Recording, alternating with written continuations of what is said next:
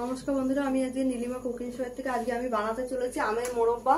এই দেখুন আমি আম কেটে রেডি করে রেখেছি। এই যে গুড় আমি ডেচকিতে ঢেলে দিয়েছি। এবার আমি গ্যাসটা ধরিয়ে দেবো। কিভাবে বানাচ্ছি আপনারা দেখতে থাকুন, আমার সঙ্গে থাকুন, থেকে দেখতে থাকুন। বন্ধুরা আমার গুড় গরম হয়ে গেছে। এবার আমি দিয়ে দিচ্ছি আমগুলো এক এক করে। দিয়ে দিলাম একটু নুন পরিমাণ মতন খালি। এবার এটা জাল হবে, নরম হবে, তারপর আমি কিভাবে কিরকম হলে নামাচ্ছি আপনারা দেখতে থাকুন।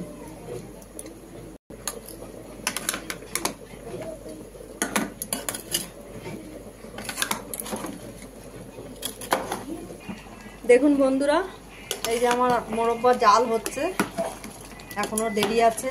পুরো মাখা মাখা হয়ে যাবে আর গুড়টা একদম চিটচিট মতন হয়ে আসবে, তখন আমি নামাবো। বন্ধুরা প্রায় হয়ে এসছে, আর একটুখানি হবে, একদম কমে গেছে, সুন্দর হয়ে এসছে। এবার আর একটু হলেই আমি নামিয়ে দেবো। গুড়টাও ঘন হয়ে গেছে, আর একটু ঘন হয়ে গেলে আমি নামিয়ে দেবো। দেখুন বন্ধুরা আমার আচার হয়ে গেছে।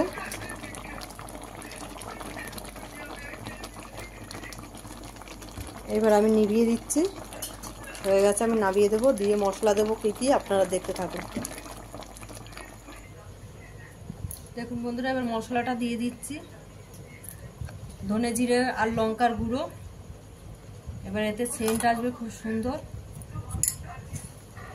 হয়ে গেছে আমার মোরব্বা। এবার ঠান্ডা হয়ে গেলে এটা জমে যাবে, এই ঝোলটা থাকবে না, টেনে নেবে পুরো আমে নিয়ে, একদম মাখা মাখা হয়ে যাবে সুন্দর।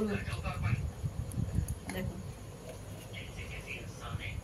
মশলা দিয়ে আপনাদের ভালো লাগলে আপনারাও বাড়িতে এরকম বানাবেন।